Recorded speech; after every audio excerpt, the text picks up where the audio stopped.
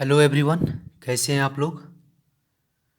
जैसा कि आप लोग देख रहे हैं इस वीडियो में कि इस वीडियो में हम लोग ट्रेन पे आधारित प्रश्न को पढ़ने वाले हैं, जिसमें इससे रिलेटेड कॉन्सेप्ट को सीखेंगे और साथ ही साथ क्वेश्चन को भी सॉल्व करेंगे। देखिए, इस क्वेश्चन में हम लोग मात्र एक फार्मूला यूज करने वाले हैं।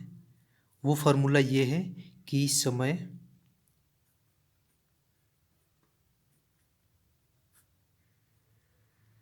t इज इक्वल टू दूरी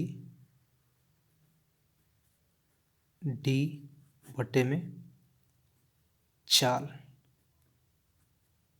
भी, यानी t is equal to D by V, समय बराबर दूरी बटा चाल।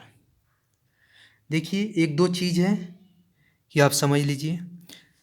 कभी भी अगर चाल जो है किलोमीटर प्रति घंटा में दिया रहे तो उसको आप अगर मीटर पर सेकंड में बदलने के लिए क्या करेंगे, 5/18 से मल्टीप्लाई करेंगे। और अगर मीटर पर सेकंड में दिया है और आप उसको किलोमीटर पर घंटे में बदलना चाहते हैं तो आप उसको 18/5 से मल्टीप्लाई करिएगा।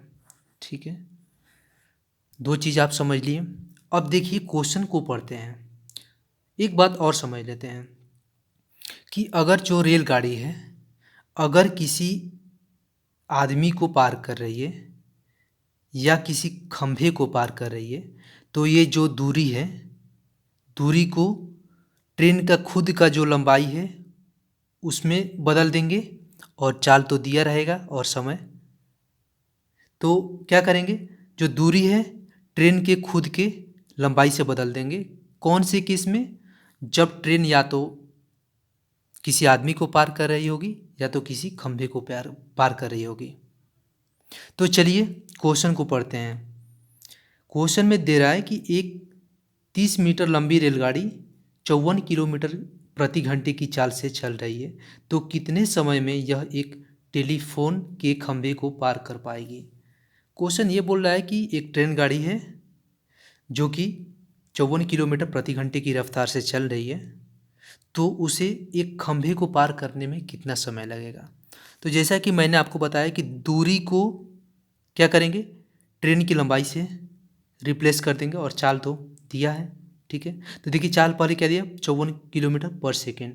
आंसर क्या है, सेकेंड में पूछ रहा है, तो 54 किलोमीटर को हम लोग क्या मीटर पर सेकेंड में पहले बदलेंगे। ठीक है, तो 54 को क्या करेंगे, 54 लिख दिए और मीटर पर सेकेंड में बदलने के लिए क्या बोला हमने कि 5/18 से मल्टीप्लाई करेंगे। तो जब 5/18 से जब मल्टीप्लाई ये करिएगा आप, तो 18 तिया 54 और 5 तिया 15 मीटर पर सेकेंड जो है चाल आ जाएगा। ठीक है, तो चाल लिख लेंगे। चाल कितना आ गया अपना, 15 मीटर पर सेकेंड। अब पूछ रहा है कि कितना समय लगेगा टेलीफोन को के खंभे को पार करने में। तो टाइम पूछ रहा है। टाइम बराबर हमने क्या बोला, डिस्टेंस यहाँ पर क्या दिया है, रेलगाड़ी की लंबाई 300 मीटर दिया है, तो 300 मीटर लिख लेंगे। चाल कितना लिखेंगे, 15 मीटर पर सेकेंड। ठीक है, 15 मीटर पर सेकेंड। जब आप इसको काटिएगा तो 20 सेकेंड आंसर आ जाएगा, जो कि आंसर नंबर बी होगा।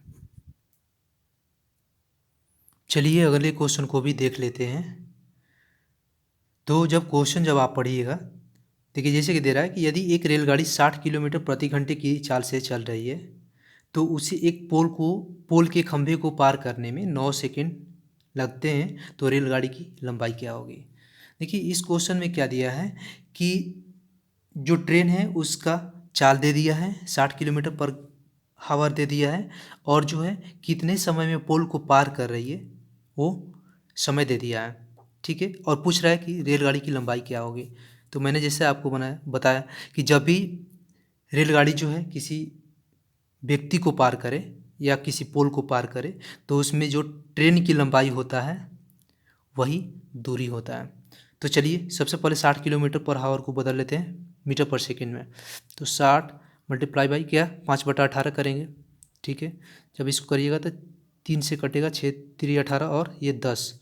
ठीक है, मतलब 50/3 मीटर पर सेकेंड, ये क्या हो गया, चाल हो गया। दूरी दिया है, दूरी तो निकालना है, समय दिया है, समय कितना दिया है, T is equal to D बटा भी। टी कितना दिया है, 9 सेकेंड दिया है, डी निकालना है, और वेलोसिटी कितना दिया है, चाल 50/3, ये किन ऊपर चल जाएगा, 3D इज इक्वल टू 9 गुणे 50। जब इसको काटिएगा तो 3 से हो जाएगा, कट जाएगा, तो दूरी इज इक्वल टू कितना आ जाएगा, 5 या 15, 150 मीटर दूरी आ जाएगा, जो कि आंसर नंबर डी होगा। चलिए अगले क्वेश्चन को सॉल्व करते हैं। तो क्वेश्चन को पढ़ लेते हैं। क्वेश्चन में दिया है कि 90 किलोमीटर प्रति घंटे की चाल से चल रही 160 मीटर लंबी ट्रेन एक प्लेटफॉर्म को 18 सेकंड में पार करती है, तो प्लेटफॉर्म की लंबाई क्या है।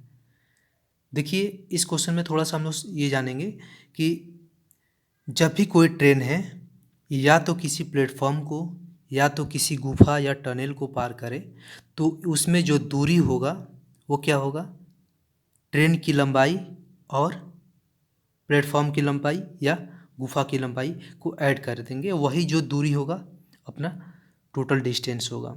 तो चलिए हम लोग एक फार्मूला पढ़े हैं, जैसे कि समय बराबर डिस्टेंस दूरी बटे में चाल भी, ठीक है। अब देखिए यहाँ पर 90 किलोमीटर प्रति घंटे दिया है, पहले इसको हम लोग मीटर पर सेकेंड में बदल लेते हैं। तो मीटर पर सेकेंड में बदलने के लिए क्या करेंगे कि 5/18 से गुना कर देंगे। जब गुना करेंगे तो ये कितना होगा, 18 5 90, 25 मीटर पर सेकेंड जो है चाल आ जाएगा। हम लोग एक ही पढ़े हैं फार्मूला, समय बराबर दूरी बटा चाल, ठीक है। समय कितना दिया है, 18 सेकेंड दिया है। दूरी कितना दिया है, दूरी हम अभी बोलें कि ट्रेन का लंबाई हो जाएगा और प्लेटफॉर्म की लंबाई हो जाएगा, जब कोई ट्रेन प्लेटफॉर्म या टनल को पार करे तो ठीक है। ट्रेन की लंबाई कितनी है, 160 मीटर है, प्लस प्लेटफॉर्म को पी से डिनोट कर देते हैं, ठीक है। तो ये कितना हो गया, अपना डिस्टेंस हो गया। अब वेलोसिटी क्या दिया है, चाल दिया 25 मीटर पर सेकेंड, ठीक है। मल्टीप्लाई करिएगा आपस में, तो 160 प्लस पी क्या है, प्लेटफॉर्म की लंबाई है, ठीक है। 18 गुने 25, जब इसको आप कैलकुलेट करिएगा तो कितना आ जाएगा, 450 आ जाएगा, ठीक है। 450 मीटर में आएगा, ठीक है। तो प्लेटफॉर्म का लंबाई पी इज इक्वल टू कितना होगा, 450 माइनस 160 कितना हो जाएगा, 290 मीटर। तो इस तरह से जो आपका प्लेटफॉर्म की लंबाई होगी वो 290 मीटर होगा, जो कि आंसर नंबर डी होगा। चलिए लास्ट क्वेश्चन को सॉल्व कर लेते हैं। तो इसमें क्वेश्चन देखेंगे, दे रहा है कि दो स्थानों के बीच की दूरी 348 किलोमीटर है। यदि दोनों स्थानों से दो रेलगाड़ियाँ एक दूसरे की तरफ 25 किलोमीटर तथा 33 किलोमीटर की चाल से चलती है, तो वो कितने समय बाद मिलेगी। तो देखिए ऐसे क्वेश्चन में करना क्या होता है कि जब भी ऐसा क्वेश्चन आए कि दो ट्रेन या रेलगाड़ियाँ जो हैं एक दूसरे की तरफ चल रही हैं या एक ही दिशा में चल रही हैं, तो उनका चाल बदल जाता है। देखिए पॉइंट ये नोट करने वाला है कि अगर दो रेलगाड़ी एक ही दिशा में अगर चल रही हैं, तो जो उनका चाल है उनको ऐड कर देंगे यानी जोड़ देंगे। और अगर दो रेलगाड़ियाँ अगर एक ही दिशा में चल रही हैं, तो उनके चाल को घटा देंगे। और जैसा कि हम लोग एक ही फार्मूला पढ़े हैं, समय इज इक्वल टू कितना होता है, दूरी बटे में चाल। तो देखिए ये जो रेलगाड़ियां हैं एक दूसरे की ओर चल रही हैं, मतलब दो अलग अलग दिशाओं में चल रही हैं, तो इनके चाल को क्या करेंगे कि ऐड कर देंगे। तो टोटल चाल कितना होगा, 25 प्लस 33 कितना होगा, 58 किलोमीटर पर आवर। दोनों को चाल जब ऐड कर दीजिएगा तो 58 किलोमीटर प्रति घंटे की चाल आ जाएगी। अब कह रहा है कि बीच की दूरी कितना है, 348 किलोमीटर है।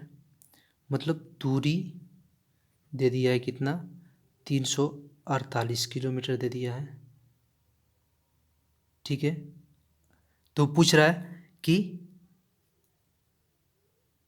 समय कितने लगेंगे। तो समय बराबर क्या होगा, समय बराबर होगा दूरी 348 बटे में 4, 58। जब आप इसको भाग दीजिएगा तो ये कितना आ जाएगा, 6 घंटे,